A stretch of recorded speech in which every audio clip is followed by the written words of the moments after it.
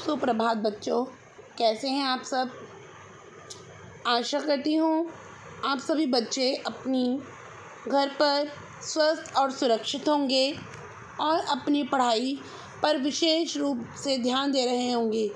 बच्चों, जैसा कि आपको पता है कि आगामी 21 सितंबर 2020 से आपकी परीक्षाएं शुरू होने वाली हैं और आपको बहुत कठिन मेहनत करके कठिन परिश्रम करके आपको उसमें अच्छे अंकों से पास होना है। सिर्फ पास होना ही हमारा उद्देश्य नहीं होना चाहिए, हमें अपने जीवन में बहुत कुछ सोच समझ कर चलना चाहिए ताकि हम अपनी वार्षिक परीक्षाओं में और भी अच्छे अंक लेकर पास हो सकें।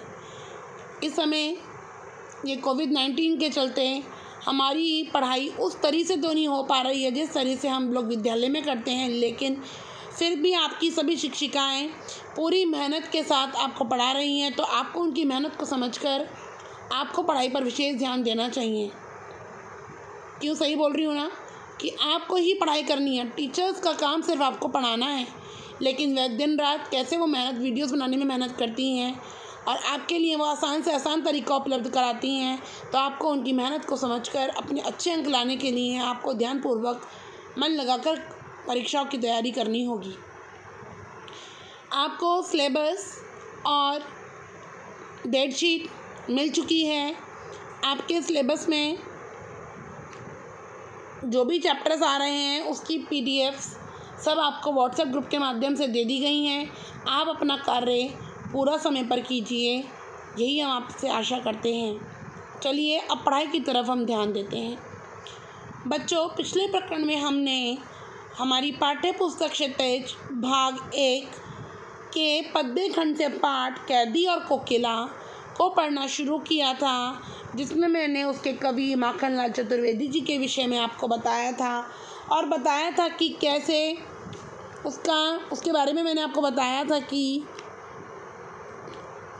कवि जेल में उदास है। कोकिल से अपने मन का दुख, असंतोष, ब्रिटिश शासन के प्रति अपने आक्रोश को व्यक्त करते हुए कहता है कि यह समय मधुर गीत गाने का नहीं है बल्कि मुक्ति का गीत गाने का है। कवि को लगता है कि कोयल भी पूरे देश को एक कारागार के रूप में देखने लगी है, इसलिए अर्धरात्रि में चीख उठी है। कविता में हमने पढ़ा था कि कवि बार बार कोयल से पूछ रहा है कि ऐसा क्या कारण है जो तू कुछ तो बोल, तू बता क्यों गा रही है, तू गा गा के क्यों बीच में चुप हो जाती है, तो किसका संदेशा मुझे सुनाने के लिए लाई है। हम इस ऊंची काली दीवारों के घेरे में हम कारागार में रहते हैं। हमारा जो ये जहाँ पर हम रहते हैं ये डाकू चोरों बटमारों का डेरा है। हमें यहाँ जीने नहीं देते, हमें यहाँ पेट भर कर खाना नहीं दिया जाता, मरने भी नहीं देते। हमारे ऊपर दिन रात ब्रिटिश शासकों का कड़ा पहरा है और ये शासन कहें कि ये शासन ऐसा होना चाहिए, ये हमारे ऊपर ये अंधकार हमारे जीवन में छा चुका है। रात्रि भी बीतने वाली है और फिर भी ऐसा लग रहा है कि कोयल के मन में, उस कोकिला के मन में कोई तो दुख है जो उसे अंदर ही अंदर परेशान कर उसे तोड़ रहा है। तो कवि उसे पूछ रहा है कि तेरा क्या लुटा है, तो क्यों चीख रही है, तो क्यों बावली हुई जा रही है। भगवान ने तो तुझे मृदुल वैभव से प्राप्ति हुई है, तुझे तो भगवान के प्रति तुझे आभार प्रकट करना चाहिए कि भगवान ने तुझे तेरी आवाज़ इतनी मधुर दी है कि वो किसी देवीय गुण से कम नहीं है। इतना हमने पढ़ा था। फिर हमने पढ़ा था क्या हुई बावली अर्धरात्रि को चीखी कोकिल बोलो तो। कवि अपने मन के भाव के प्रति व्यक्त करते हुए कहता है, उससे पूछ रहा है कि क्यों तू अर्धरात्रि आधी रात में तू पागलों की तरह, बावलों की तरह तू चिल्ला रही है, गा रही है। कोकिल बोलो तो, कुछ तो तुम बोलो। किस दावानल की ज्वालाएं हैं दिखी, किस दावानल मीन्स जलते हुए जंगलों की आग तुमने देख ली है। कोकिल बोलो तो। यहाँ तक हमने आपको पढ़ाया था। आज हम शुरू करते हैं। क्या देख ना सकती जंजीरों का गहना, हथकड़ियाँ क्यों ये ब्रिटिश राज का गहना, कोलू का चरकचू जीवन की तान, गिट्टी पर उंगलियों ने लिखे गान, हूँ मोट खींचता लगा पेट पर जुआ, खाली करता हूँ ब्रिटिश अकड़ का कुआं, दिन में करुणा क्यों जगे रुलाने वाली, इसलिए रात में गजब ढा रही आली, इस शान समय में अंधकार को भेद रो रही क्यों हो कोकिल बोलो तो। चुपचाप मधुर विद्रोह बीच इस भांति बो रही क्यों हो कोकिल बोलो तो। इस पद्यांश में कोयल की असमय चीख सुनकर कवि अपने विषय में बता रहा है कि हम स्वतंत्रता सेनानियों के हाथों में देख ना सकती जंजीरों का गहना। क्या कवि कोयल से बोल रहा है कि क्या तू हमारे हाथों में जंजीरों का गहना देख नहीं सकती? हथकड़ियाँ क्यों ये हमारे हाथों में, हथकड़ियाँ क्यों हैं? ये ब्रिटिश राज का गहना, ये हथकड़ियाँ हमारे हाथ में ब्रिटिश अंग्रेजी सरकार दिया हुआ एक गहना है। कहने का तात्पर्य ये है कि कोयल की असमय चीख सुनकर कोयल से कभी पूछता है कि हम स्वतंत्रता सेनानियों के हाथों में हथकड़ियों का गहना क्या तू नहीं दे सकती? जंजीरों का गहना क्या तू देख नहीं सकती हमारे हाथ में इन जंजीरों का गहना, ये श्रृंखलाएं रूपी गहना जो हमारे हाथों में इन लोगों ने डाल दिया है? हथकड़ियाँ क्यों, ये हथकड़ियाँ नहीं हैं, ये ब्रिटिश राज का गहना है। अंग्रेजी सरकार द्वारा दिया गया हमें ये गहना रूपी हथकड़ियाँ हैं। कोलू का चरकचू, चरकचू माने कोलू चलने से जो आवाज़ उत्पन्न होती है वो होती है चरकचू। हमारे काम करते हुए कोलू की जो तुम आवाज़ सुनती हो, जीवन की तान, वह हमारे जीवन की तान बन गया है।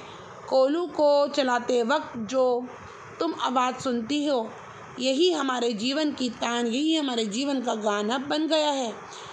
गिट्टी पर उंगलियों ने लिखे गान, और जब हम कारागार में जेल में रहकर हम गिट्टियाँ तोड़ते हैं और वही गिट्टियों पर जो लिखे गाने, मतलब उन गिट्टियों को तोड़ते हुए जो हम गाने गाते थे, वही इन गिट्टियों पर लिखे जा चुके हमारी उंगलियों ने। जिन उंगलियों के द्वारा वो गिट्टियाँ तोड़ी गई हैं, हमसे जो गिट्टियाँ तोड़वाई जाती थी जेल में, उस पर ही हमारे द्वारा लिखे गए जो देशभक्ति के गीत हैं उन पर लिखे गए हैं। हो मोट खींचता लगा पेट पर जुआ। बच्चों, मोट होता है चमड़े से बना हुआ एक थैला होता है जिसमें से कुएं से पानी निकाला जाता है। मोट का मतलब क्या होता है? मोट एक थैला है चमड़े का जिससे कुएं से पानी निकाला जाता है। तो कभी कहता है कि हूँ मोट खींचता लगा पेट पर जुआ। हमें पेट पर जुआ रखकर मोट से पानी खींचना पड़ता है। हमें पेट पर जुआ रखकर मोट से पानी खींचना पड़ता है। खाली करता हूँ ब्रिटिश अकड़ का कुआं।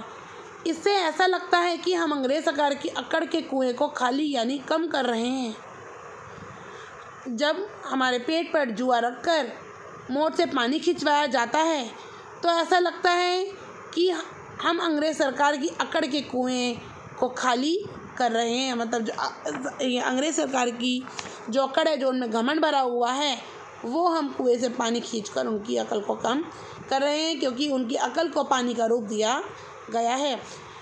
दिन में करुणा क्यों जगे रुलाने वाली, इसलिए रात में गजब डा रही आली। कवि कहता है कि अंग्रेज सरकार जो है, दिन में हम स्वतंत्रता सेनानियों को हमारे पर कोई दया नहीं दिखाती। दिन के समय, दोपहर के समय करुणा क्यों जगे हमारे प्रति वो लोग कोई सहानुभूति नहीं रखते, कोई दया नहीं दिखाते। रुलाने वाली, और हमारी हालत उन्होंने कैसी कर दी है, रुलाने वाली।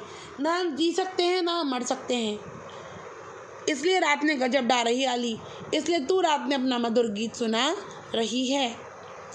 इस शांत समय में अंधकार को भेद रो रही क्यों हो कोकिल बोलो तो। कवि कहता है कि इस शांत समय में, रात के समय बच्चों, चारों तरफ सन्नाटा छा जाता है, चारों तरफ शांति ही शांति रहती है। तो वो कह रही है कि इस शांत समय में, रात के समय चारों तरफ अंधकार छाया हुआ है, सन्नाटा छाया हुआ है, शांति पड़ी हुई है। तो इस शांति को क्यों भंग कर रही है तू? इस रात्रि के अंधेरे को क्यों भेद रही है, क्यों चीर रही है, क्यों तेरी आवाज़ इतनी तेज लग रही है? इस भांति कोकिल बोलो तो, कोकिल कुछ तो बोल। चुपचाप मधुर विद्रोह भी इस भांति बो रही क्यों हूँ। वो कहता है कि कोयल बता तो कि तू अपनी मधुर आवाज़ से, तेरी आवाज़ इतनी मधुर है और तू अपनी इस मधुर आवाज़ से क्यों देशवासियों में अंग्रेज़ों के प्रति विद्रोह की भावना को पैदा कर रही है। कि मतलब कहने का तात्पर्य है कि वो रात में गीत गाती थी तो वो कहती है कि सब अपने घर में शांत सोए हुए हैं और तू हम स्वतंत्रता सेनानियों, अपने देशवासियों में अंग्रेज़ों के प्रति विद्रोह की भावना क्यों पैदा कर रही है? तू इतना क्यों रात में चीख रही है? कोयल बार बार कवि उससे पूछने की कोशिश कर रहा है कि तू रात में क्यों चीख रही है।